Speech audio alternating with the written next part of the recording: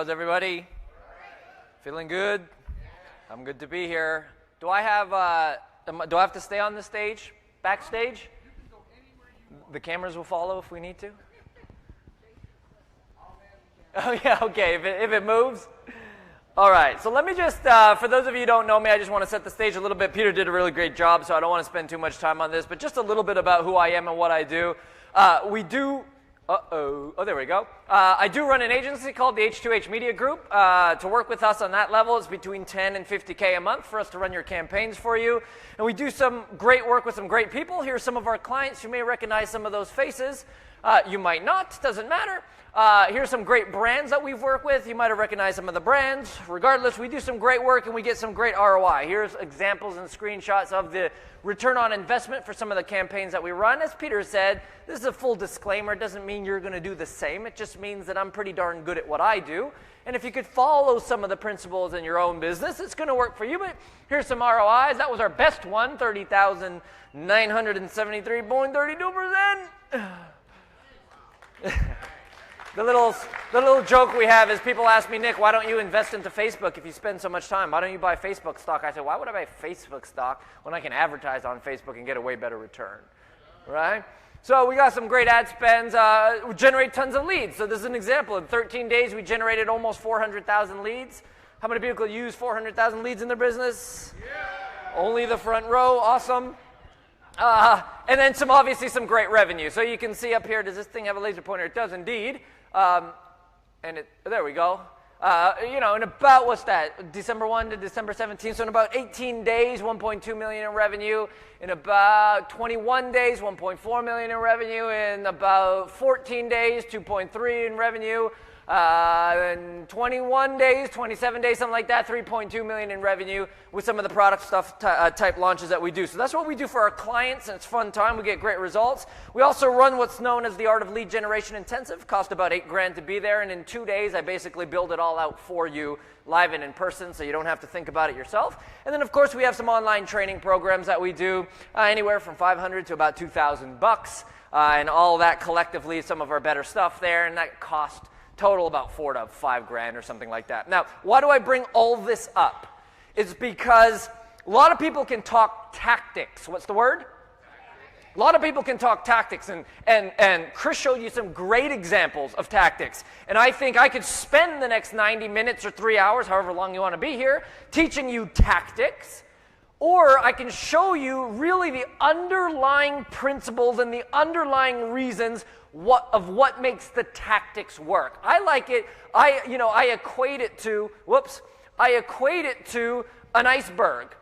Now we all know that above the surface makes up about 10%, right? And below the surface is about 90%. And so what most people, or how I categorize the tactics, are the 10%. So what a lot of people talk about, this is the fun stuff because you get to learn the nitty-gritty, but what really drives the success of any campaign is the 90% below the surface. So what I thought I would do today, and then obviously we'll have some time for Q&A, but what I thought I would do today is show you the 90%. Are you okay with that? Yeah. So we're going to show you the real substance and the strategy on how to do that. And how we're going to do that is by looking at 4 key things. How many things? 4. Number 1, a 50-year-old guy with abs. Number 2, a Beverly Hills housewife. Number 3, sex with strangers. Woo, we got some attention there. And number 4, girls in bikinis. How many of you are excited about what we're about to talk about? Awesome. So let's jump right in then. The first thing, I said there's a 4M strategy. M number 1 is this. I want you to imagine with me that you are in fact an art collector. We got 1.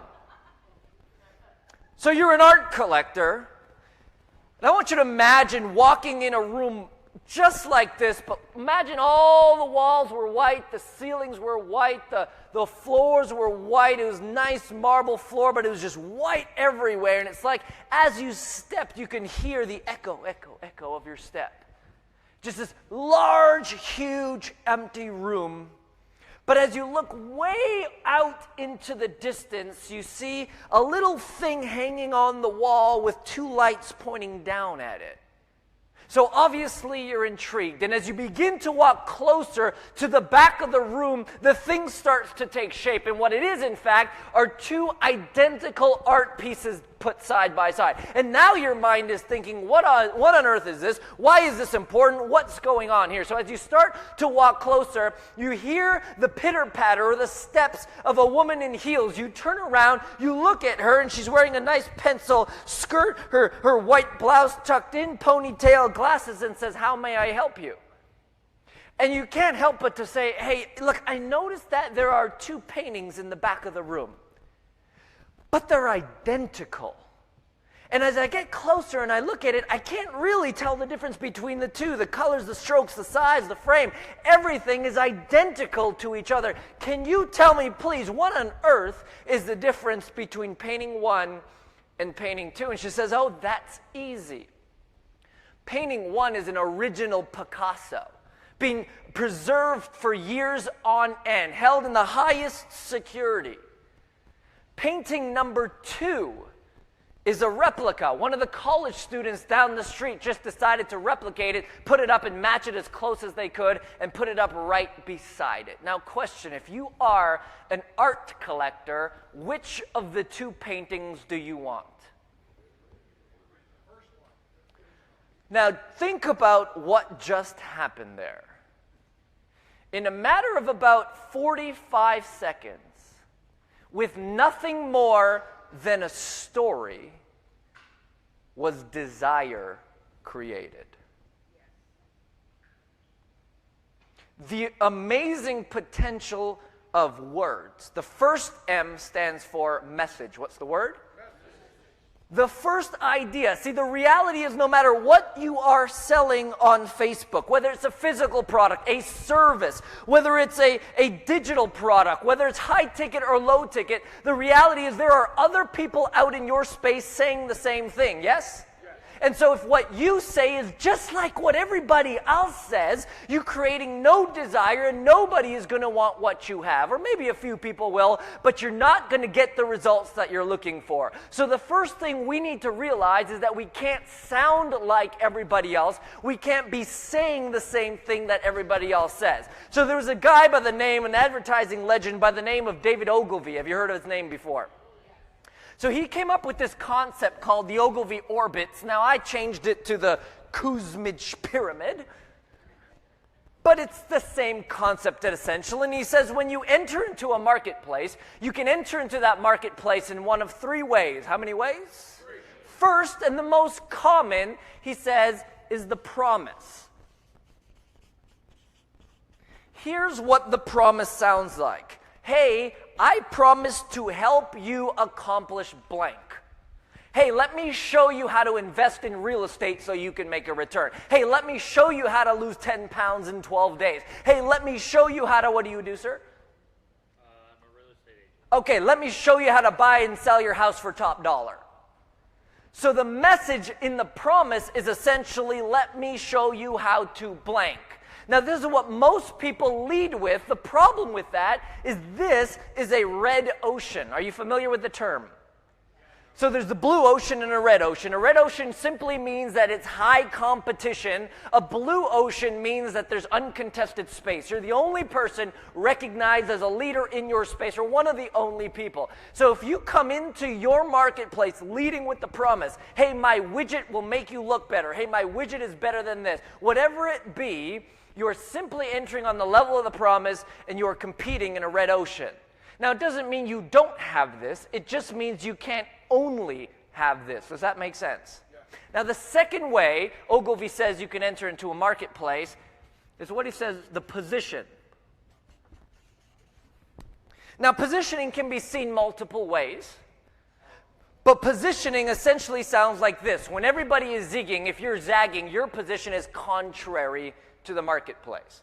Now, positioning can also be, hey, what level of authority do you hold in your marketplace? But for this case, I would just basically want to say that if everybody else is saying one thing, you need to be saying the other. You need to hold a different position than the general consensus of the marketplace in order to be heard and recognized as a leader in that space.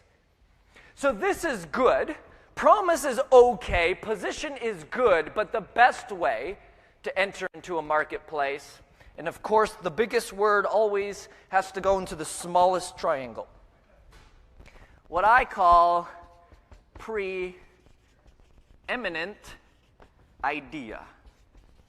You want to give somebody something that stands out so much to the point where they just have to gravitate towards it. They just have to jump all over it. Would you like an example of this?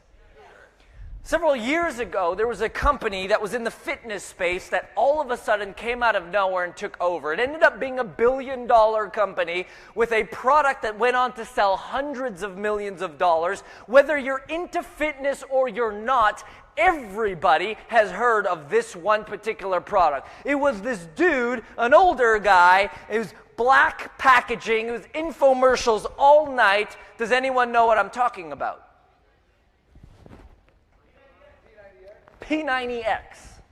Now think about this. If they entered into the marketplace on the level of the promise, it might sound a little something like this.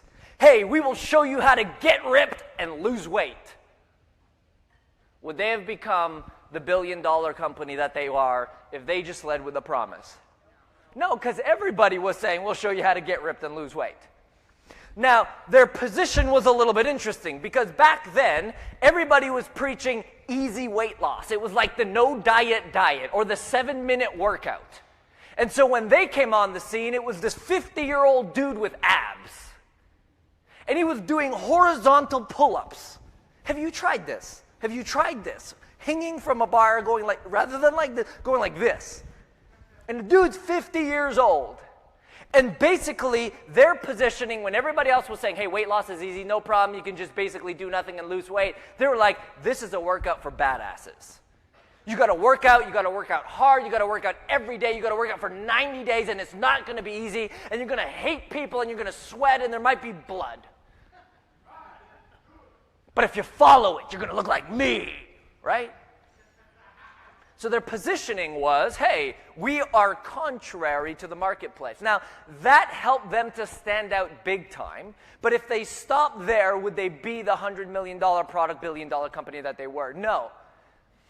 Their preeminent idea was 2 simple words that revolutionized the marketplace. It allowed the entire industry to gravitate towards a simple concept that elevated these people and this company and this business to the stratosphere. Does anyone remember what those 2 words are? Beachbody? Beachbody was the name of the company, but the thing they were throwing out there was 2 words: muscle confusion. Because the stance of the marketplace was muscle memory.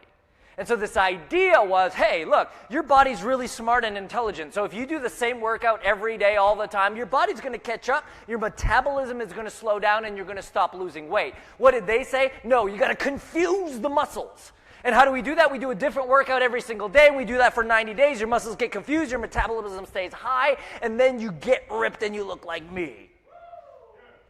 Not like me, like Tony.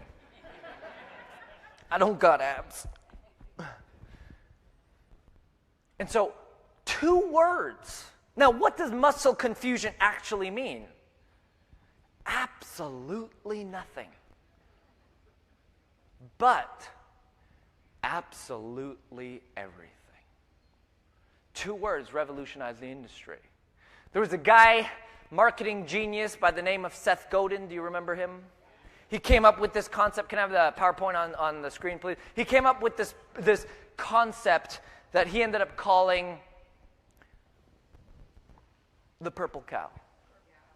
And the idea was essentially that as you drive through a prairie and you see black and white cow after black and white cow after black and white cow, you're like, I'm going to ignore the cows. And then all of a sudden as you drive, you see a purple cow. What do? You stop. You take a selfie. You post it on Facebook. You let everybody know, hey, I seen a purple cow. And he says it becomes remarkable, worth remarking about. What in your business and your product is your purple cow? What is worth remarking about? What happens where people will see a Facebook ad or they will get in touch with your company and they're looking at what you do and what you have to offer, and when they see that, they're all, oh, that is something that it's worth paying attention to. Tony Robbins, you heard of him?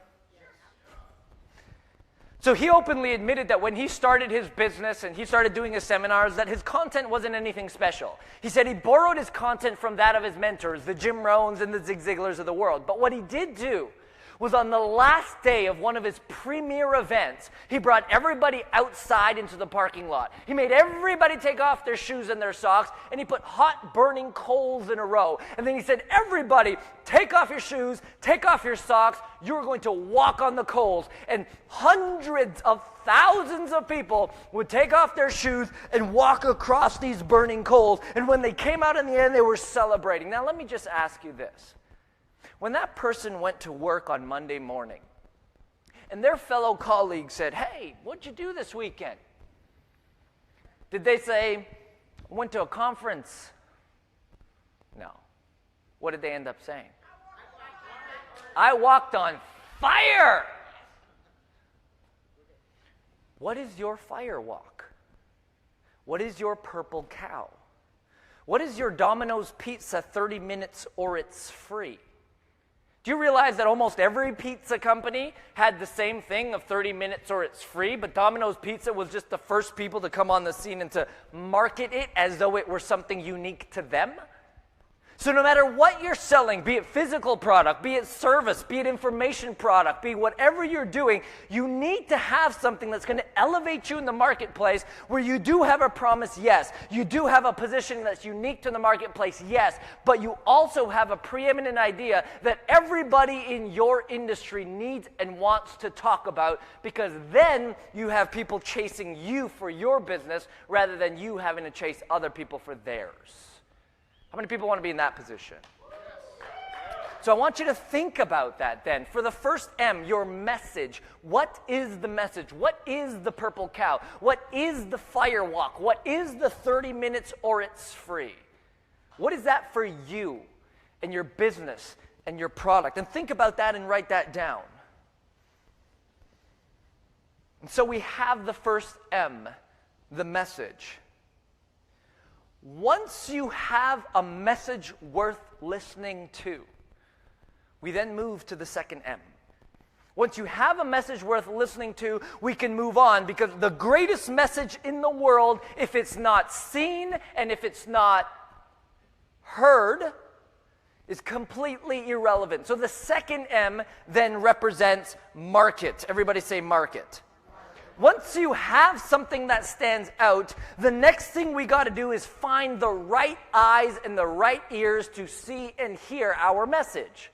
Now see, it's not just, hey, let's get everybody to see and hear our message. It's getting the right eyes and the right ears to hear and see our message. And this is where Facebook comes in. Because the beautiful thing about Facebook, if you already haven't realized, is first, its bigness.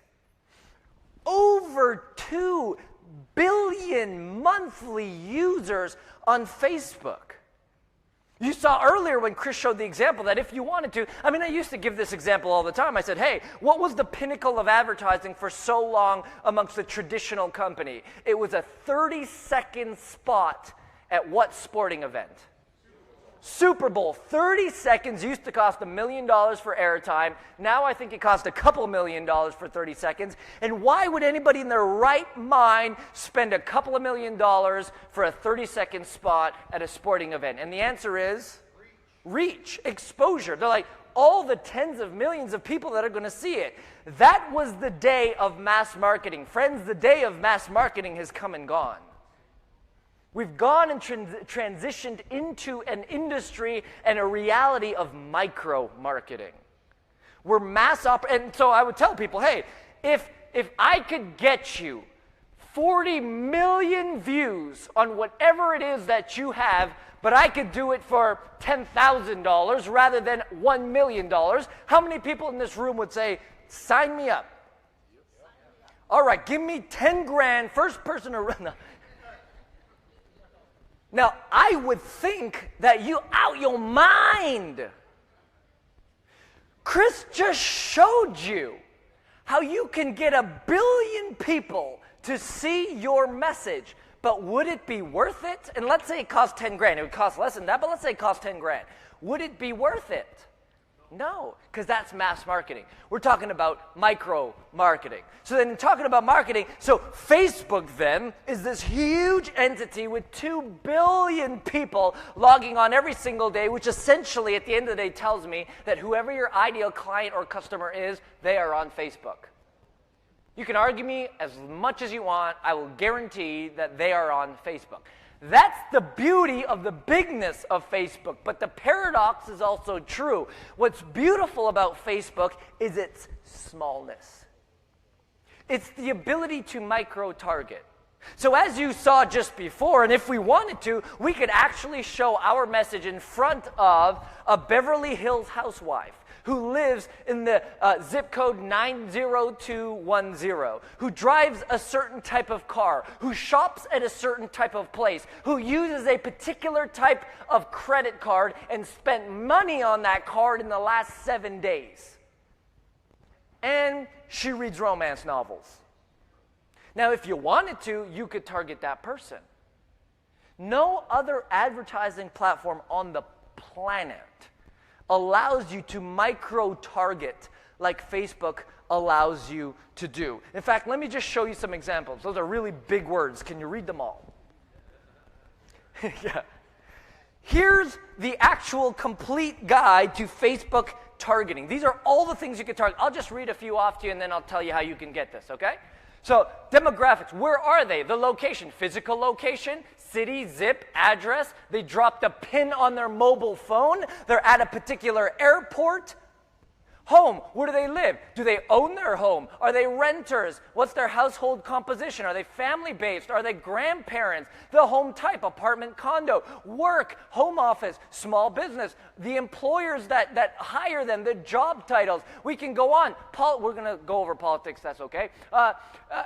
Languages, what language do they speak? What type of education do they have? How much money do they make? What's their ethnic affinity? Let's go on. Interests, hobbies, entertainment. Do they play board games? Do they play board games? Are they into aviation, technology, shopping? It's a beauty, clothing, men's clothing, food and drink. Do they like beer? How many people like beer? Facebook knows that about you. Beer, right? Cuisine, food, barbecue, chocolate, desserts. What's their family relationship? Health and wellness. We could go on and on and on. Digital activities. Your person is there, and if you know just a little bit about them, you can find them on Facebook. Now, if you want this sheet, just go to that and you'll have it. It's a free PDF download. nicksblog.com/targeting. You're welcome.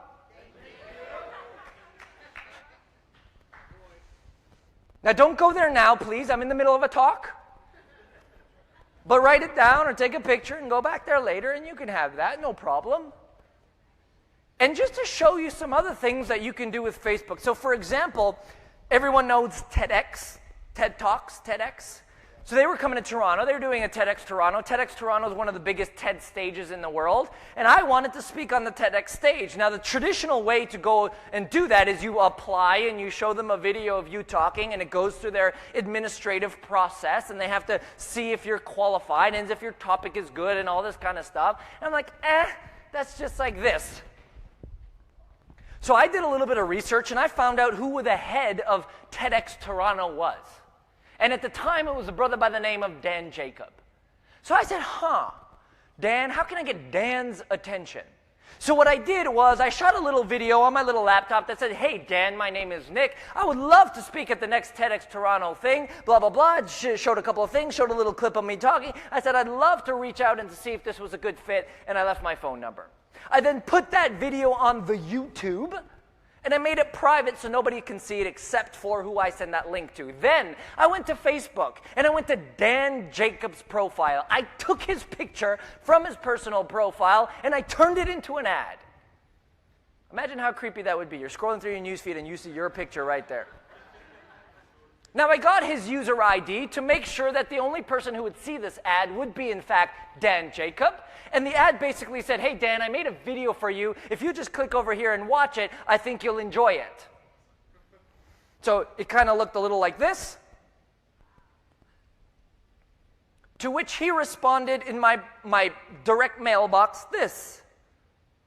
Thanks for taking the time to put together that little video I got in my newsfeed. I can always appreciate a good marketer when I see one. I've passed your name on to our programming team where they'll be evaluating speaker submissions. Trust you're having a great summer. My best, Dan. Do you see what you can do with Facebook ads if you just wanted to get a little creative? Forbes wrote an article about me, I don't know, I think about a month ago now, and there's this big headline of how this guy who used to be a pastor made $30,000 a year, now he's making a couple million a year. And I'm like, that's nice, I like that article. So they took that article, and now it's on Forbes, and that's great, and it's getting all these views. I think we sent about 100,000 people so far to view this. But I'm like, I kind of like this. I want to be on more media publications. So then I took this article and I turned it into an ad, and I went into Facebook. I said, well, who do I need to show this to in order for me to get on more media publications? Well, Facebook allows you to do some great targeting. So I said, well, let's just target people in the United States and the United Kingdom between 18 and 65, and these are their job titles. Senior reporter, writer, blogger, blog post, assignment editor, columnist, reporter, editor-in-chief, and so on. Oh, but I also want them to work at certain publications. For example, they need to be working at Entrepreneur Magazine, Bloomberg Business Week, USA Today, NBC, Huffington Post, Business Insider, et cetera, et cetera, et cetera. Now, if you are with that job title and you work at any one of these companies, you are now going to see my ad. What ends up happening? People pick up the phone and say, hey, I read your article on Forbes. Would love to interview you for Inc., Fast Company, Business Insider. So are you seeing now that through targeting you have some amazing capabilities that you can use on Facebook? Now I'm not saying that you have to use them, I'm just saying that these are options. Now how can you kind of bring this home and make it a reality for what you're doing? It's what I call the targeting trifecta. What's the word? Targeting. When you are thinking about who you want to target on Facebook, I say there are 3 very simple and very easy things that you could think about. And once you generate these lists, the next time you go to your ads manager, you never again have to worry, who am I going to target? So the first, it's the 3 F's. The first part of the targeting trifecta is asking, who do they follow? What's the word? You realize that Facebook is just a whole big conglomerate of tribes. Now, we call them tribes, but they're just groups of people together around interests or behaviors or jobs or whatever it be. And the reality is that every tribe has tribal what? Leaders. So whenever I'm doing any sort of targeting on Facebook, the first question I am asking myself is, of my ideal prospect, who do they follow? Who is a tribal leader? If I was in the personal development space, I could spend years and years and tons of money doing everything I can to build my own tribe, or I could say, well, who's a leader in the personal development field? Tony Robbins, who happens to have 4 million fans. Why don't I just target his people with my message? Because I know it's congruent. I know they're into PD. I'm into PD. Maybe we have a match. What if I was in the meditation mindfulness space? It could be Deepak Chopra, Louise Hay, whatever it be. You're asking yourself, of the people who are most likely to buy and engage in my offer, who do they follow? Secondly,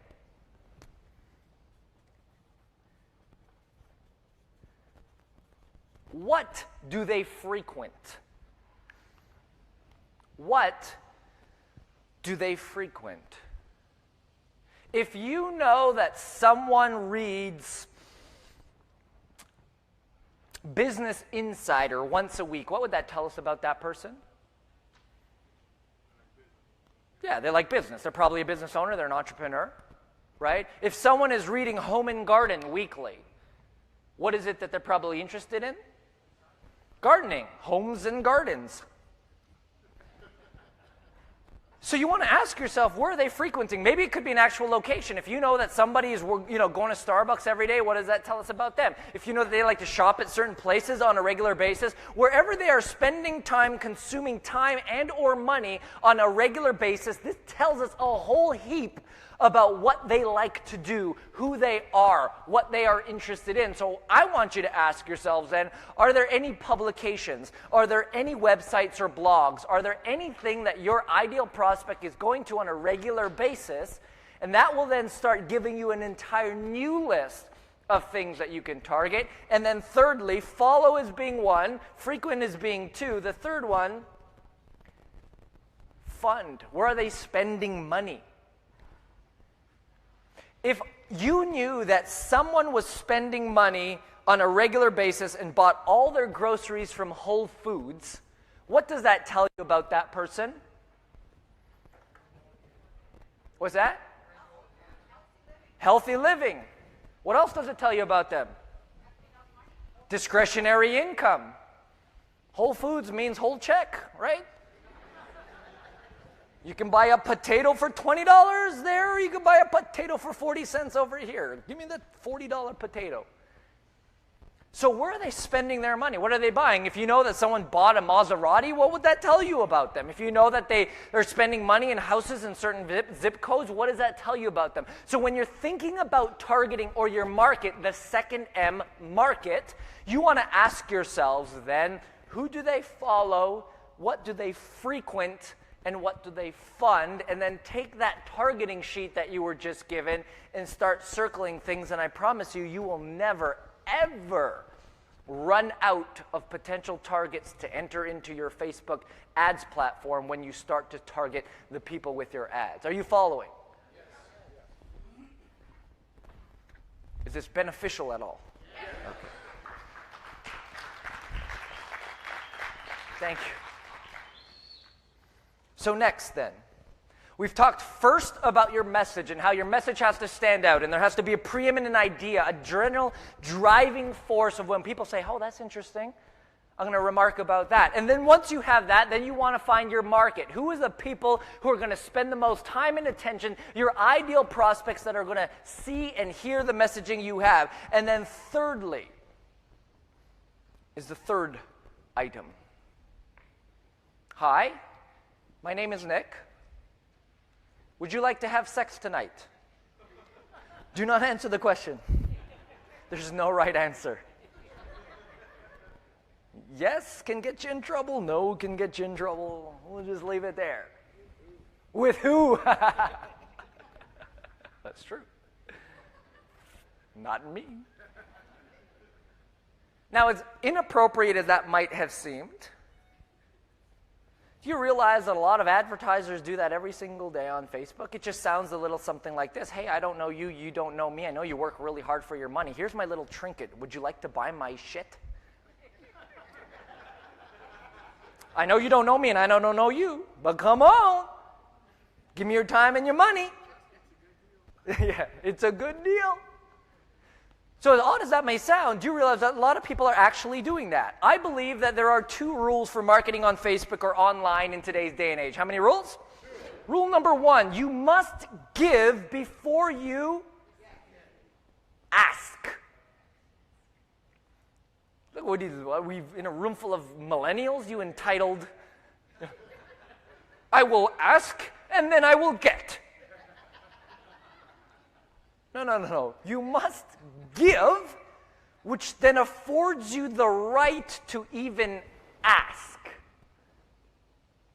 So rule number 1, before you do anything, you must give before you ask. This is how social humans roll on Facebook. Chris gave the example of going to a pool party but dressing up in a suit. Why is that weird? Because it's outside of the context of the experience. If you were to go onto eBay this morning, or you were to go onto Amazon this morning, you would be going there probably with the intention to do what?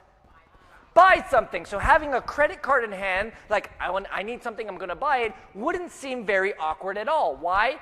Commerce-based platform, commercial intent of the user. But Facebook, who wakes up in the morning, credit card in hand, scrolling through the newsfeed like, give me something to buy, baby. So for you as an advertiser to interrupt that experience and say, hey, I realize that this is not the place nor the time to do this, but fuck it. Buy my stuff. Sorry, I'm keeping my language clean.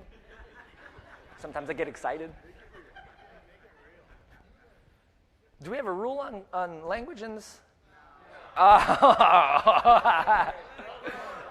live streaming. We're going on the internet. So my mom might be watching this. Yeah, no, I'm just joking. She don't care. My wife cares. She's like, don't cuss in front of the baby. I'm like, the baby doesn't understand. Probably does. What was I saying?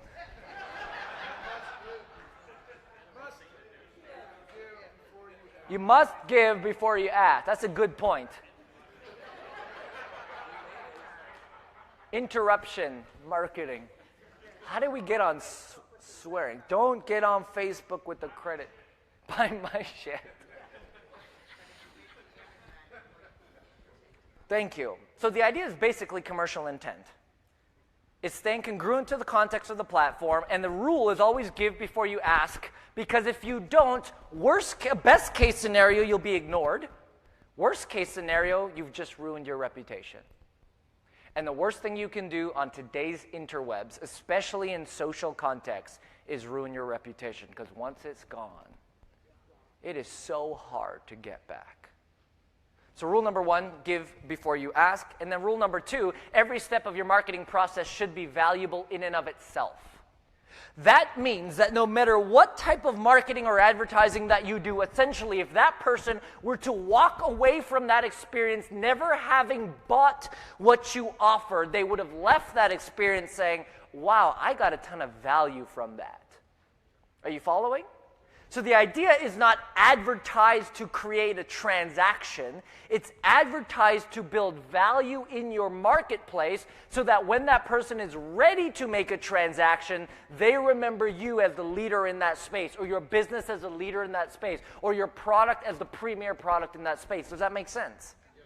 So we've always got to be in this mindset, particularly on Facebook, that we got to be giving in the form of providing value. Now, how many people in here would say that you have an information or a service-based business? Okay, good, so 30%. And then the rest of you, I'm assuming then would be a product-based business? Okay, so let me show you both on how you could consider this third M, which I am calling your magnet. The third M process will look a little something like this. If you're in the information space, let me tell you a story actually. When I was a kid, my parents always tried to feed me these, which are? The problem was, they're horrible. That's a better way to put it. No, they are horrible. Come on. No one in their right mind likes Brussels sprouts. No. I mean, if you wrap them in bacon, maybe. No, who likes Brussels sprouts? Come on. Oh, liars! Oh my God. I should have known my audience before I came out here. Brussels sprouts are fucking awesome. It's so good for you. Healthy, makes you feel great, doesn't give you gas. It's just awesome. So my parents tried to feed me this thing under the guise that it was healthy for me. Right? And they're like, oh, it makes you strong like Popeye. I'm like, spinach. Yeah, sorry, Mom, doesn't work. But the problem was, I didn't like Brussels sprouts. What's the case in point? There are a lot of you giving people in your industry shit they don't want. And you're like, oh, I'm so good. I gave them stuff that they don't want it, but I just gave them stuff anybody, and now I have the right to ask for something in return. See, the case here then is you can't just give away stuff for the sake of giving it away. You want to give away stuff in order to start a conversation. And what you have to, or what you're desiring to give away, needs to be something that provides value to that person in one way, shape, or form. So if you're in the information/service-based type business, let me show you examples. And then if you're in the product business, I'll show you some other examples. Here's first the information business. Now, I like to say, we call them lead magnets or whatever in the industry, but I think I've created this little matrix on easy to consume on one side, hard to consume on the other, low desire on the bottom, high desire on the top, and we're going to start kind of categorizing things. So if you were in internet marketing, let's say, 10 years ago, do you remember what the number one lead magnet was?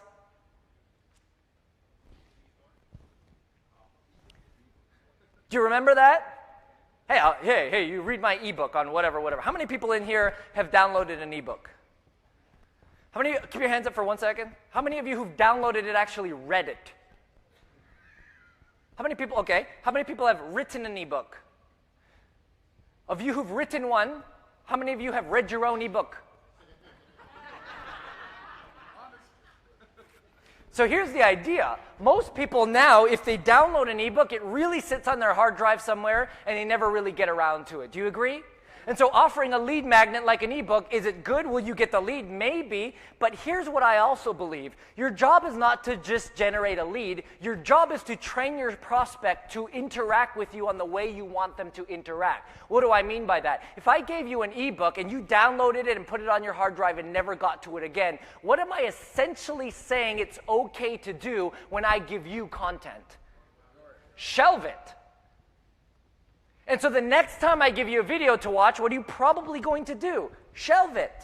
And then another thing, shelve it. And then when it comes time to buy, what are they going to do? Nothing. So that's why I say ebook is easy to consume, but it's low desire. Nobody wants an ebook anymore. Moving on over here, some people actually offer a sales call as a magnet. They put an ad and they're like, hey, do you want me to help you buy a house? Give me a call. They think that might not be all that bad, but the person on the other line is like, hey, this smells fishy. They're going to try to sell me something. I'm not quite ready for that. Hard to consume and low desire. The reality is if you put it in that category, you're probably not going to get as many calls as you would like. Moving up, and this has become more popular in the internet marketing industry, specifically if you offer information products, but this would be the webinar or the 4-part video series. Anyone ever been on a webinar or seen a 4-part? Okay. So here's the deal with that. High desire, although in certain industries I think people don't want them as much anymore, high desire, but hard to consume. How many of you have ever entered into a 4-part video series? You watch video 1, you're like, yes, show me video 2. And they're like, nope, come back in 3 days. But I want to watch it now. Nope, it's not released yet. Probably because it's not shot yet. Or a webinar. It's basically like, oh, I'm going to sign up for a webinar. Awesome, I'm so excited. It's 4 days from now. And between now and 4 days from now, life happens. How many of you have registered for a webinar and not actually shown up? You're not invited to any of my webinars. Or Chris's. So again, high desire, but hard to consume. Is it a great lead magnet? I don't think so. But lastly, high desire, easy to consume. I'm going to call this a PDF download. Now, a lot of people ask, what's the difference between a PDF download and what? An ebook. Isn't it the same thing? Here's the difference. The PDF download, there's a couple of criteria about them. It has to be sage. What's the word? Wasn't going to go there, but can we go there if it takes a little more time?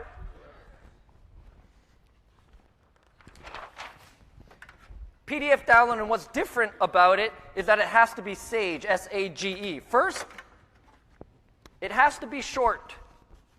4 to 7 minutes consumption time max. If that's an audio, it has to be consumed in 4 to 7 minutes. If it's a video, 4 to 7 minutes. If it's a blog post, a content, or something like that, it needs to be consumed quickly. People in today's day, and I have a note beside my computer that basically says, Nick, you're already out of time. Just reminding me that I have a split second to catch someone's attention in my ads or my copy or whatever. How many of you are watching YouTube, you're excited to watch the next episode of whatever it is you're watching, and then that fucking video pops up, and you can't wait to hit the what button?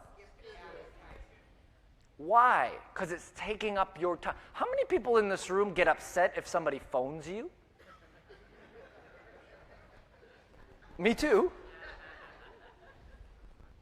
Did you hear what I just said? How many people get upset when people, don't call me? Why? Because it's not on our time. Like texting, we can respond on our time. Right? Instant messaging, we can respond on our time. Except like these new platforms tell you when it was read, and then you're like, wait, you're not responding? What's up? You've seen it, but you're not responding to me? And then you get this whole other psychological thing. But the reality is we're on a time constraint, things on our time type of basis. And so if you try to expect that someone's going to spend too much time consuming whatever it is that you give them, good luck. Right? So first thing is short. Second thing, actionable. This is the difference between information and insight. Do you know the difference? Information is a commodity these days. You can get it anywhere, anytime, whatever you want. Who's the 22nd president of the United States? Grover Cleveland. You learned something. You're welcome. If anyone ever asks you who's the 22nd president of the United States, you know it's Grover Cleveland. The reality is Google makes information a commodity. Remember back in the day they used to say content is... Not anymore, friends. Content is so abundant. That's information. So what do you want to be providing with people with? Insight. What's insight? It's what to do with information in order to get a desired outcome. So when you're giving somebody something, it needs to be actionable where they can deploy it right into their business or their life right away. Next, G stands for goal-oriented. In other words, everybody who's coming to you for a solution is looking for a desired outcome, yes? Whether they're looking to buy a product, whether they're looking for your service, whether they're looking for an information product, everybody's looking to get to a desired outcome. The thing that you give to that person needs to help to get them a little bit closer to that outcome. Otherwise, it's no use to anyone. But here's the clincher. If they are in point A and they're trying to get to point Z, you do not want to try to get them all the way there with your 3-page PDF. It's not going to work. Too much, too far, too advanced. You'll lose them. Your role in this is simply to take them from here to here. How can I get them one step closer to their overall desired outcome? Because here's what happens if you can do that. Number one, do you realize that if someone comes to you looking for a solution, you're probably not the first person they come to looking for that solution? Which means they have failed in the past. Which means they have their own issues in their own mind about, maybe I'm not good enough, maybe I can never do this. How can I do this again? I've tried these other 3 people, how will this person help me? Now, what happens if you now come on the scene and take them from here to here? For the first time in their life, maybe they've made progress. Benefit number one, because now they're like, wait a second, I could do this. Benefit number two, who do they associate that progress with now?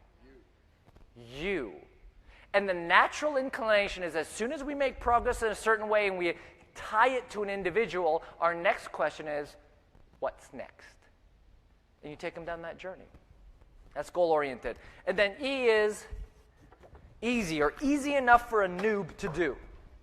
Most people make things way too overcomplicated. Whatever you're giving that person needs to be super simple and super easy. So let me give you a couple of examples. Can we get the PowerPoint back up there? Let me give you a couple of examples of this, okay? So in my particular industry, I'm teaching people Facebook ads. Now, is it good for me to give somebody an entire course and to say, hey, go consume this entire thing. It'll take you 5 hours and it'll be great and whatever. No, I'm going to ask myself, well, what are the little things that are going to help them get a little bit closer to certain things? Here was one example. Oh, I forgot.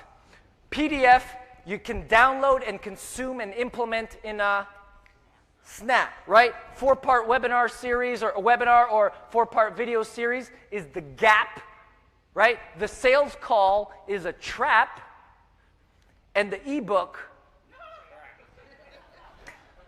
So the point is, always offer something that you can download and consume in a snap in order to eventually get them to the trap, but if you can't, fill it with the gap and always, always, always avoid the... So let me give you some examples now. Example number one in my Facebook advertising agency, if I was going to give a lead magnet out, I want to give something that's downloadable, easy to consume, that follows Sage. So a few years ago, what I noticed was, when I was looking at different things and I said, what's going on in the industry right now? How many people remember a few years ago in Facebook advertising when everybody was losing their ad accounts? Yeah, some of you. Everybody was losing their ad accounts and it was going crazy. So what did I do? I went ahead and I created a checklist. It's a 3-page checklist called Facebook Apocalypse, the ad account shutdown prevention checklist. And it basically shows you in 3 different categories before you run ads, what are the things you need to avoid. And literally was a 3-page checklist that they can say, yes, I've done this, yes, I've done this, yes, I've done this, I'm really good, I go, send it off. Do you realize that this one 3-page PDF that cost me $5 to design through Fiverr and put out into the marketplace has made me untold amounts of money because I matched the right solution to the right problem in the right industry. But do you see, it's just a checklist. Right? A blueprint, a download. Here's another one. My perfect ad template. It is a 2-page downloadable PDF, and it shows you the 10 exact steps that I use every single time that I write a Facebook ad. Don't worry, in just a sec, I'll show you how to get this one. Heck, I'll show you how to get the other one if you want to. But the idea is, hey, if someone is in my industry looking to write Facebook ads, why do I teach them the whole thing about targeting and this and that and the other and all this? Why don't I figure out, well, some people want to know how to write successful and good producing Facebook ads. Why don't I create a 2-page template that shows them exactly how to do that? Does that make sense? Now, if you're in the physical product space, here's something that I like. Now, it's not to say this is the only thing that you could do, but this is one thing that I like. What is a magnet? What is going to be amazing enough to draw your ideal prospect to you, and you can still say in the mindset of give before we ask? Now, what I really like is the free plus shipping offers, for example. So here's some examples that you probably know of, but there's a company that says, hey, you can have a pair of cufflinks absolutely free, just cover the shipping and the handling. Essentially, it's free. The shipping and the handling covers the cost of production and shipment to the people. Now you say, well, what does that have to do with anything? What do you think these people sell? Shirts. What else would they sell? Belts. Men's accessories. How many people know that if a man is actually getting and paying for shipping and handling, at least, men's cufflinks, that they have a certain interest in mind?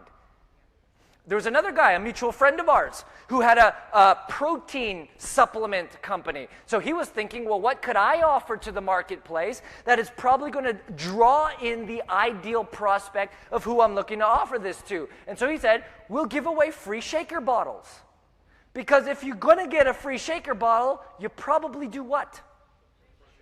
Shake protein, especially a bottle that looks like this. So it was a free plus shipping offer. They said, hey, you can have this free shaker bottle. Tell me where to send it. Just cover the shipping and the handling. It brought them into their funnel, and then they went on to sell protein shake. The other one's a credit card knife. If somebody wants a credit card knife, what does that tell you about them? They're dangerous. Stay away from them. What does it say about them? It says that they're probably into like survival gear and that sort of thing. This specific item has been used hundreds of thousands of times to sell survival items on the back end of this offer. So if you have a physical product, you basically want to be asking then, what can I offer as a magnet that's going to draw the person in who's an ideal prospect, but I can still provide them something of value before asking them to transact with me? Does that make sense? So if you're in the physical product space, think about what that can be. If you're in the information or service-based space, think about what your magnet can be, and that is the third M, magnet. Are you ready for the last and final M? The last and final M is what I call mechanism. And it's the actual process that you can use as you approach Facebook advertising. Now this is what I call my 3C invisible influence funnel. Now how many of you have seen the movie Hitch? You know, Date Doctor? And so there's this scene where Will Smith is having this conversation. What's the big guy's name again? You know who I'm talking about though, right? Kevin James. And so he's into this girl, and Hitch is like, hey, we're going to go dancing tonight. This is what you got to know. You do this. This is your safe space. Just stay right in this space. Don't get beyond that. If you start getting beyond this, you're going to start looking weird. This is your safe place. This is your safe place.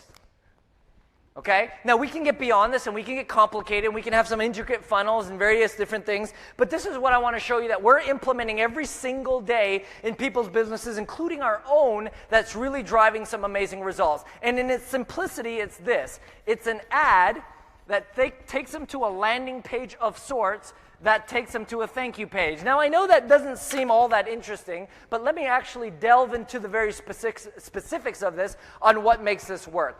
Can I get the PowerPoint back on there just real quick? So first, as you can see, what's the first element there? The what? The ad. So let's look at the ad first. Now, again, I can spend a whole 90 minutes talking about the ad, but there are 3 things that I think every ad should incorporate when you're writing them, and I call the 3 key principles look, hook, and took. Everybody say look, say hook, say took.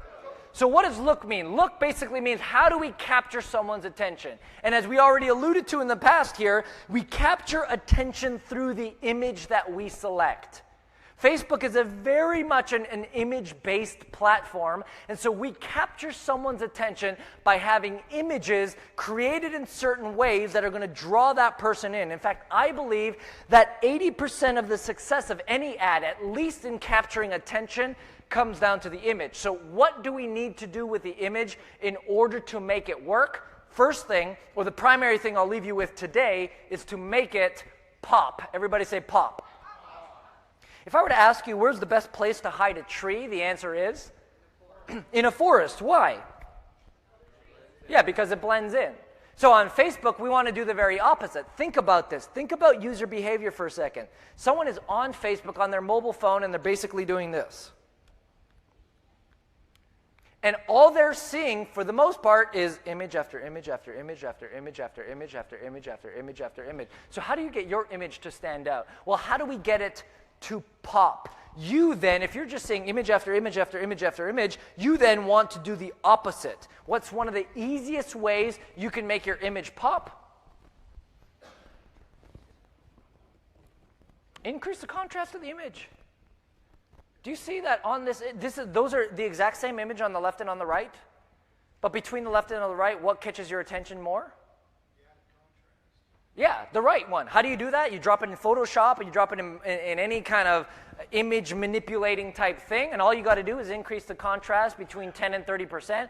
Bam! Now, when someone is scrolling through their newsfeed and saying image after image after image after image after image, and all of a sudden one pops, you've caught their attention, and that's step one in your ad. Now again, we can go a lot into that, but for the sake of time we won't. But if you'll just remember to catch attention with your image, you're going to go away with far greater results. Now with that being said, I do want to remind you, however, not to always use girls with bikinis. Boring. Sometimes boring. Arguably. My friend likes them. But here's the deal. Not just images that pop, pop, pop. DW, Don Wilson, Gear Bubble, little shout out. Not just images that pop, but relevant images that pop. This guy was advertising Facebook ads, and he says, hey, do you want guys who want to see the results of one of my recent Facebook advertising or retargeting campaigns? And he's got a picture of an image of a girl. Now, you would have thought maybe the retargeting campaign had something to do with the girl on the surfboard waving hi. It had nothing to do with it. In fact, the first comment that you read on this, no word of a lie, was, no, I don't want to see any more of your retargeting campaigns, but you have more pictures of the girl. So you don't want just images. You want images that what? And images that are relevant. Now, again, I just showed you very quickly here one of the three key principles, look, hook, took, and I only showed you one element of that. Today I'm going to give you all 10 of them again in the way that I showed you there. Just text that, and you're going to get the entire template. Just text it quick so I can move on into the presentation. But that's going to show you the entire template with all 10 elements in a row, how to use them, in what order, and what makes highly relevant and high engaging images. You're welcome. And I'll bring that back up later if we need. Can we move on, or are we good? Okay, so the first thing was the ad. Now, do you remember the second thing was the lead magnet, or what I would call having a landing page? Now, let me just show you a simple way to do this. Whether you're selling physical products or you're offering an actual lead magnet, I want you to imagine in the context of either a pre-sales page or blog content. So let's say this is a blog, and you kind of have your major title here, and then you have a little content, and then you have, some side boxes, and then you have your big call to action at the bottom and your nav bar at the top. You following? So that's a blog, yes? Now, let's say you have a blog or some piece of content. Don't just write valuable content. I want you to think about when you write content, how can you use that content to either capture a lead or pre-frame somebody and position them for the sale? And I believe that there are 5 different ways that you could do that. How many ways?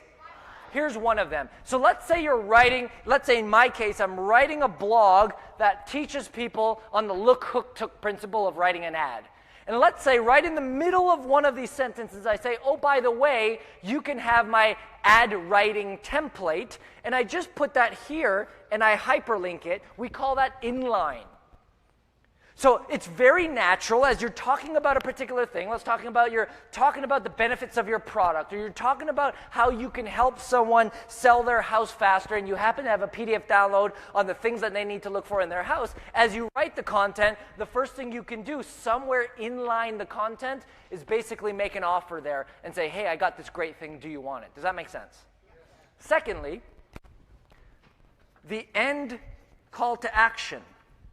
Every single time you produce content, whether it's a video, whether it's a blog post, whether it's a Facebook Live, whatever content that you're putting out there, it always should have some form of call to action. Now, you can be a little more aggressive with this and to say, hey, if you like that and you want my template, my blueprint, my cheat sheet, my download, my credit card knife, my bottle for free plus shipping, whatever it is, you can be really direct and you can say, hey, come and get it, right? Or it could be simple. You want to get people into the mindset of following instructions. You could just say, hey, why don't you share this with 4 other people? But the point is, every time you release content, that you always end with some sort of call to action. Yes? So first is inline text. The second is your end call to action. Now the third are your side banners. So on most people's blogs, they have these elements on the side. Sometimes they sell advertising, sometimes they don't. If this is going to be on a web page or a blog of sorts, you can utilize these to offer various different magnets. Hey, do you want my credit card knife? Hey, do you want my PDF download? Hey, you want to give people multiple opportunities to start engaging with you by offering them one or more of your magnets. 2 other things that you can do.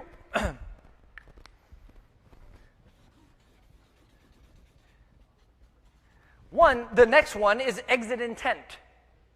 So as someone's about to exit off the page, this is kind of like a pop-up, but not really. As they're trying to exit the page, if you have something on here that says, and this is the language that I like to use, wait, don't leave empty-handed.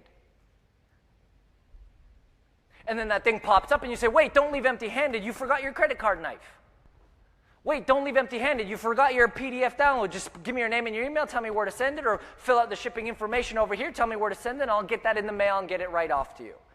So when you position as wait, don't leave empty-handed, it comes across very nicely and not too aggressively. And the last way that you could do this on content is what's known as a hello bar. You've probably seen these. You got on a little website, and then right on the top, there's like a little orange or a little red or a little whatever color you want. That just has a little subtle call to action that says, hey, don't forget, or hey, here's this thing, come and get it, click the button, and you're off to the races. So now, watch what's happening. You have an ad that's following the look, hook, took model. This ad is now driving them to a pre-sales page or a content page that's giving someone at least 1 or 2 different opportunities to enter into your sales process. You following so far? So we got add to the lead magnet where you're going to capture the lead, and then thirdly, you have a thank you page. Now, what is the worst thing you can do on a thank you page? No, say thank you. Here's what I mean by that. Imagine the process. I think there's 3 types of categories of buyers in the world. The first type are what I call green light or fast action buyers. So it's like, hey, give me it now. I want it now. Where can I buy it? Let me get it now. Here's my credit card information. Let's go. How many people would consider themselves in the fast action green? So there's some of you in here, you know what I mean. Then there's the medium guys. Right? Now, the medium guys are just like, well, I'm not quite ready. I need a few touch points. Give me a little bit of content. Make me a great offer. And maybe over multiple touch points, then I'm ready to buy. This would be the reason for the typical funnel. And that's why you have multiple touch points, and then finally someone buys. And that's why we do stuff like retargeting. How many people in here would categorize themselves in the medium category? Okay. And then you have the slow guys. Slow guys are like, yeah, let me come on your email list. Yeah, let me consume all your content. Yeah, let me consume it for 18 months. Yeah, let me not do anything, but I'm still going to read your emails. And then all of a sudden, after 2 years, you send out an email, and they're like, yes, I will buy your $6 book. Yeah. So these are slow guys. Now, you might think it's not worth it paying attention to the slow guys. Well, I beg to differ. Do you realize statistics show that 50% of the people who inquire about something will buy that thing within 18 months? Now, they might not buy it from you, but if someone's inquiring about a washer and dryer, statistics show that 50% of the people will buy a washer and dryer within 18 months. 15% of that 50% will buy it in the first 180 days. The rest of the 85% will buy it from month 3 all the way through 18 months. So if you abandon the slow guys, you're actually leaving a ton of money on the table. Are you following? But what's the worst thing you can do for a fast person who's like, yep, I want the ad, yep, I seen this, yep, give me all your things, I'll take them all, and then on the thank you page you're like, see ya. You interrupted how they like to operate. So in this case, on the thank you page, we're going to have a couple of elements that makes a very interesting proposition to them. And these are the 4 elements that make up a perfect thank you page in this specific order. Now, for the sake of time, I obviously can't go through this whole thing. I'll give you the tidbits and the nuggets. We cover this in our intensive if that's of interest to anybody. But let me just kind of show you what this looks like and how this plays out. Are you following? Yes. Number 1, acknowledgement. What's the word? Acknowledgement. This basically says, hey, whatever you just asked for, I'm going to give it to you. Because imagine someone says, hey, give me the credit card knife, or hey, give me that downloadable PDF, and all of a sudden they get on the thank you page and you're talking about something completely different. They're going to be like, whoa, what's going on? So in this case, we simply say, hey, the thing that you asked for is going to arrive in your inbox in about 12 minutes. Why 12 minutes? Because the video's 5. Because if you said, hey, the thing that you just asked me for is waiting in your inbox right now, what are they going to do? See ya. But if you're like, hey, you know what? And I even go with my videos, hey, you know what? Through the power of technology, I've actually set it up so that thing will be delivered to your inbox in 12 minutes, so you would have the time to watch this very important 4-minute video. And then they watch the video. So you got to acknowledge the fact that you recognize that, yes, you asked for something, and yes, you will get it. But in the meantime, let me show you something. Now, the second thing in the process is a video. A what? Now, this video needs to have 9 very, very important elements to that. Take a picture of this. I don't have the time to go through all this. This is a 90-minute training in and of itself. But essentially, in 4 minutes, we have proven now in 4 minutes that if you follow these 9 steps, you can create a transaction up to anywhere from a little itty-bitty price point all the way up to $1,000. You can create a transaction by touching on these 9 steps. First is positioning, your position in the marketplace. Next, you acknowledge the magnet. Then you have a hook. Then you go into your hero's journey a little bit. You say the discovery of why you found and how you found what you do. The benefit of that thing, you invite them to join. You give them a summary, and then you give a call to action. And the real key here is to give them a reason why that this is happening. So that's video. First is acknowledgement. Second is video. And third is what I call the Godfather offer, because it's an offer that what? Right. So some people call it an irresistible offer. But on this thank you page, we want to offer them the Godfather offer. Essentially something that if they are a fast mover and they are interested in what it is that you have to offer, that they can't refuse it. Now there's 3 elements to a good Godfather offer. How many elements? Here's one of them that you can take and deploy right now. And that one is the reason why. You need a really good reason why you are giving them this offer. Now, it's actually proven that any reason why is actually better than no reason why. You could be like, hey, thanks so much for seeing this video. You go through the thing and then you get to the offer and you say, hey, you know what, I'm feeling really good today because today is Wednesday. And even if you're watching this not on a Wednesday, one day Wednesday will come around again. And that's why I want to give you this offer. That's actually proven to be okay. But can I tell you one of the offers that I like to offer and the positioning around it? I always like to give a discount. The discount's probably about 50% from the original price. That makes it irresistible. But here's how I position it. Hey, I know we just met, and I know you're interested in this sort of thing. Because I want to start our relationship off on the right foot, and I want to make sure you get going down the right path, and I like to reward fast action takers, I tell you what, I'm going to buy 50% of this for you if you will just meet me halfway and pay for the other 50%.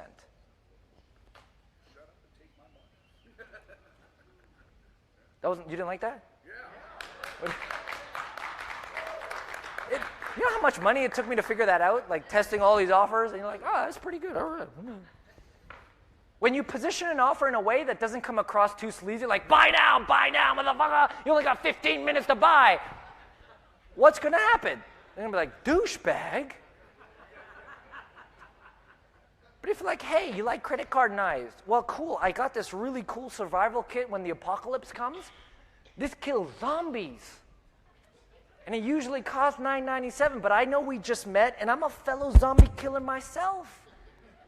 So I tell you what, I'll meet you halfway. You just come meet me the other halfway. Let's get this going. Let's kill zombies together. Isn't that much more of a better offer? So the Godfather offer, again, 3 key elements. The main element that you want to know is the reason why. And then the last thing is a deadline. Everybody say a deadline. Do you realize that there's only 3 reasons why people don't transact with us? How many reasons? Number 1, they don't trust you. Right? We know that we buy from people we know, like, and trust. So if they don't trust you, they're not going to buy from you.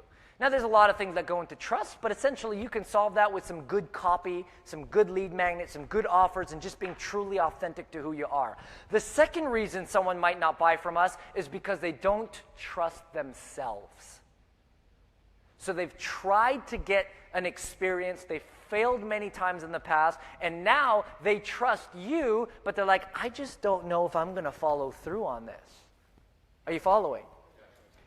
The third reason why someone doesn't buy is because they feel like they have time to make that decision. So imagine with me, you're on Amazon or eBay, or you're going shopping or whatever you're doing, and you open up a new tab because you saw something that you really liked, and you said, I'll get back to that when? Later. And then later comes, and did you ever buy the thing? No, but the problem was you thought you had time to make the decision. Time passes, and now you realize, maybe I don't want it.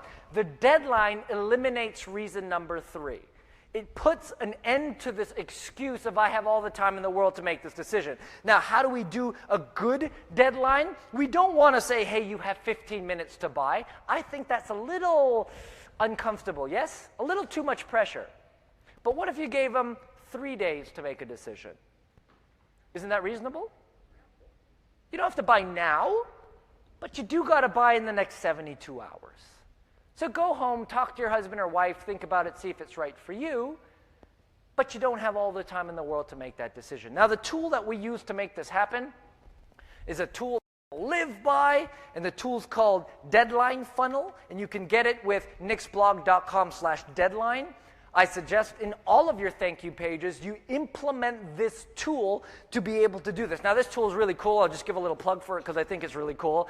It has like the most secure deadline ever. It's a rolling deadline. So let's say I land on that thank you page today and you land on it 5 hours from now. Our timers are different, which is nice. It's cross-platform. If I send an email, I can put a little snippet of code in the email, and you will see the timer in the email ticking down, and then you go over to the site, and you see that same timer ticking down. Pretty ninja. So it's a really great way to offer an authentic deadline without being fake about it. Does that make sense? Because the worst thing in the world is if you're like, you got 72 hours to make this purchase, 72 hours pass, they come back to the site, and they see the offer still there. Your integrity is now shot. And you can't have that. So, deadline there. Now, here's where the real magic happens, and then we'll wrap up and we'll do some Q&A if we've got time. If I didn't go over. I think I went over. That's okay. You're the last speaker. You got all night. I got all night. All right, let's slow down. So here's where the magic happens. Remember we had the ad that goes to the landing page, that goes to the what? Thank you page, and now that thank you page has the 4 elements on them, one being a deadline that's giving them a 72-hour window, and what happens for the next 72 hours, friends? This is where the money's made. A, 3 emails go out if you've captured the lead. One on day 1, one on day 2, one on day 3. I don't have the time to go into all the details of the email, but you can figure it out. Have a really good story, have a soap opera sequence, and make a light offer and say, don't forget, this thing is here. If you want it, come and get it.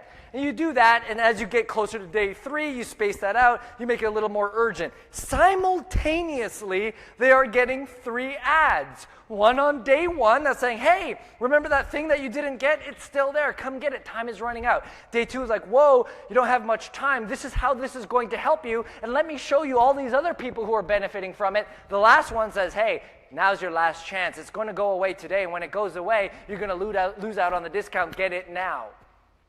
This sequence here is what makes this entire 4M process work. Now let me just let you know on a little thing, and then we're going to do some Q&A. But this entire process, I know we rushed through some elements of it a little bit. We basically go through this and through our entire Art of Lead Gen intensive. This is where I come, I lock you in a room with me. We spend 2 days together, and I basically build out this entire process for you. We have a couple of dates coming up. If you're interested, you can talk to me later on about that. What I'm willing to do for Chris's people, if it makes sense, and again, I'll run this by him, give you a massive discount, a few $1,000, and give you about $4,000 or $5,000 in bonuses, which is all my training program. So if that's interesting, you can talk to me when we get there. Don't worry about that. Q&A time. Oh, my book, my first book, just came out. Ebook. No, real book. So here's the thing. Can I ask of one favor? Just one. It'll say I gave first and now I'm asking. Is that cool? It's going to cost you $4 though. It's in pre-launch right now, but the book has just come out. It's in pre-launch. Givebook.info. Here's what I'm going to do. This is not just for the people in this room. This is what's happening in the world right now. Givebook.info. If you buy the Kindle version of the book, it'll cost you $4. If you've proven that you've bought the book, I will send you my $197 training as a bonus that you get immediately until the book is released. Thirdly, if you want the softcover version of the book, when it's released, you'll get an email that says you can get it for free. Just cover the shipping on it. And then number 4, if you share the book with others, you enter into a contest. The most shares that lead to sales basically gets you, what's that? Boom! Thank you. The person who gets the most shares that leads to sales is going to win one of my 3 prizes that are valued at about $10,000. A ticket to my Art of Lead Gen intensive, a whole package of my courses, or a 55-minute consultation call with me. You get to pick if you're the winner. But I would love if everyone at some point today, if you didn't mind, $4, get this book and then share it with your friends. That would mean the world to me. Enough of that. Let's get into Q&A. Where's Pete? Do we have time? Do I have time? Pete? Do I have time? Oh, yeah. All right. So let's do Q&A. How we'll do it is if you have a question, raise your hand. It could be about anything we talked about just now or any nuanced particular thing about Facebook ads. It looks like we got a mic that'll be passed around, and I will spend as much time as I'm allowed to answering as many questions as we can about that. Yes? So questions, lift up your hand. We'll get to you. Then we'll wrap the whole puppy up, and we'll be on our way. Questions?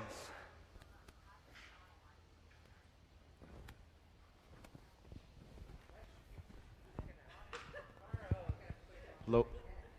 Yeah, is your book going to be an Audible version? Are you going to do that? Not as of yet. Yet? We're working on it. I can't narrate it myself because I'm not a very good reader. So if we can find someone to turn it into Audible, we will. But that's not in the works just yet. Okay. Yeah, I apologize. Appreciate it. That was an easy question. Is that all we got? Y'all tired? Y'all want to go home? I'm sweating up here. These lights are hot. Woo! But I got a question. Well, I'll say, like I said, some other people, thank you so much for giving so much value and so much of yourself today. Thank you. Oh, no, yeah.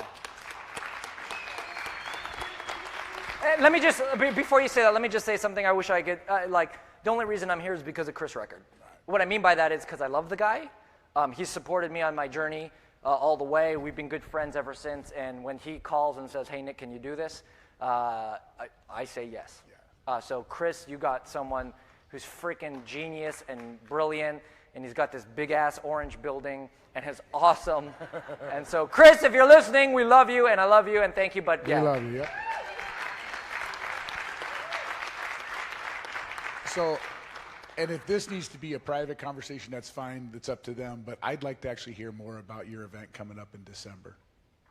Okay, maybe we'll leave that to the end, because I just that's don't want to fine. waste people's No, I agree. time if you're not interested in that. Is that cool? Yeah, it's thrilling Yeah. me. So. Yeah. But in short, yeah, we got 3 more dates. I'll just say this. We got 3 more dates from now until the end of the year. They're 2-day intensives. You come in, I lock you in a room with 20 other business owners, and everything I just taught today, we make sure we build it there, right there, on the spot with you, so by the end of day 2, you leave with all that done. So magnets written, ads written, your thank you page emails written. I literally take all my emails, and I put them in your autoresponder. I take all my ClickFunnels templates, and or whatever templates, we put them into your account, so you just leave with it all done. We'll get into more details if you want, but if anyone's in, we'll talk later about that. Anybody else? Audiobook. I don't have the audiobook yet. Oh, so if you go back to givebook.info, step number 2 says your name and your email and your order number, and then we'll have our team verify the order and then send you off the bonus training. Thank you for doing that. I appreciate that. So hello, I want to thank you very much for the incredible value. I mean, we just saw a mind-blowing presentation about how to turn up the Facebook ads and really make a difference to your customers, which I think a lot of people forget. But Sure. What I would like to ask you is specifically about the creation of all of this, right? Yeah. Are you going to have 75% if you get to 3 of the 4 steps, or did you miss something so big that you'll never make money? Because a lot of us are trying to take those incremental steps, and we're wondering, can we place an ad if we only have 2 things in place, or do we never place it until we're 100%? Great question, and I appreciate that. Thank you very much. Thank you. To me, anything is better than nothing. And I think the syndromes amongst a lot of entrepreneurs is perfect before I launch. Can anyone relate to that? Like, it's got to be perfect before it launches. Screw that. Nothing will get launched. I mean, you should see the first iteration of my thank you page video. I'm like all excited. I'm doing the whole thing, and then I realized my mic was muted. It was like really low volume, and I'm like, whatever, just go live with it. Because in my mental mind, I'm like, oh, now I got to re-record it, whatever. And it wasn't perfect, but it was live, and we reiterated, and we reiterated, and we reiterated. So yeah, start with whatever you got. If you start with just an ad and you put the ad live and it starts getting things going, start there. Then add the lead magnet. Then add another lead magnet. Then have this page that we talked about. Then have a thank you page. All of them will incrementally help, and it'll get you there. But by all means, start with whatever you have and just get it out there and learn through that way. I think it's way better. Yeah, for sure. How long have you been in the internet space in regards to, like, could you kind of give a perspective as far as like when you first got into the traffic aspect of what you're teaching to now, and kind of just give that perspective from, people in the room kind of, oh my God, I'm overwhelmed, to it's kind of like an analogy of you finally get your driver's license and now you take driving for granted in regards to now you know how to do it just blinking. Yeah, no, it's a great question. And the reality is this evolved over time, and the most recent iteration that I just showed you here is literally as new as just a couple of months old. So we're always evolving, we're always learning. The reality is I got into the internet game when I was 17 years old. And I made a whole ton of nothing for a whole long time. And I was grinding, and I was hustling, and I was figuring it out. You know what one of my first big breaks was? This is just straight up honest. There's a man in a flannel kind of shirt right there. Don Wilson releases an ad thing called Facebook Ads Cracked, right? Or something like that. And he had the lab. And I bought the course, and I was learning, and I was doing some good stuff myself, and I was learning, and that was a step up. And then I wrote a case study about how we filled live events with Facebook ads. And it sat on a blog for 2-3 weeks. And then one morning I woke up, and I had hundreds of friend requests on Facebook. And I'm like, what happened? And then I found out Mr. Don Wilson read my article. I didn't even know him at the time. He read my article and he shared it in his Facebook group. And the thing went bonkers. And for the first time, I was on the map. I had skills.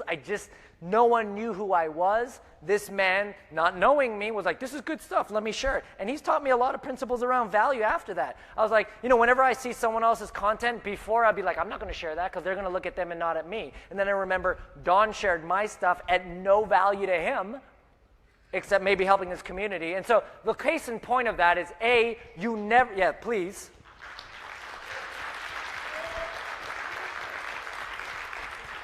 Actually, speaking of which, the first time I spoke on stage about Facebook ads was 2.5 years ago at Chris Records' 3C event.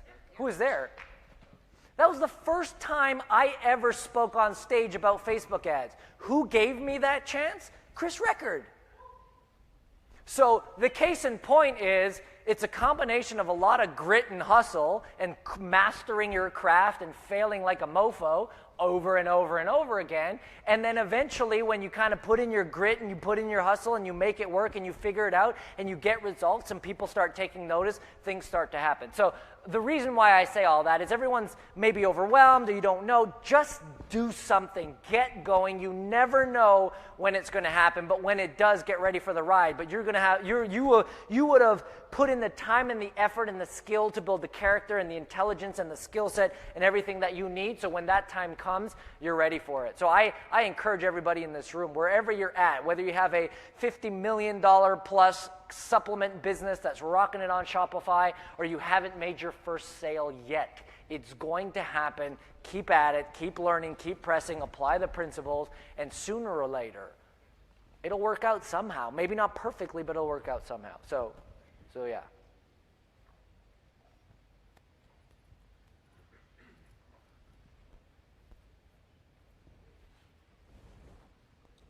I just had a question about so the clients you worked with as we go, like as you showed in the slides earlier. I know it's relevant to who the client is. Sure. But what do you typically start your ad spin off with? Great question.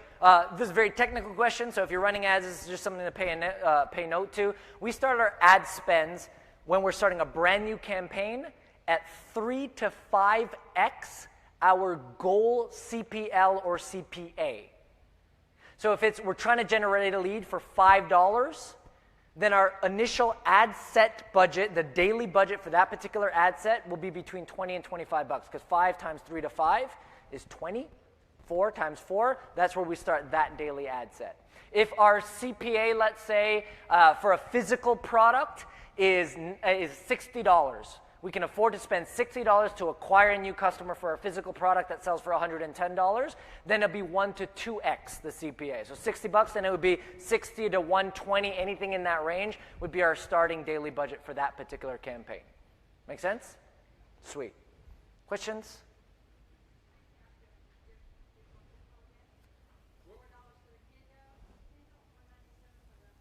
No, you buy the Kindle version for $4 and I give you a course worth $197 for free.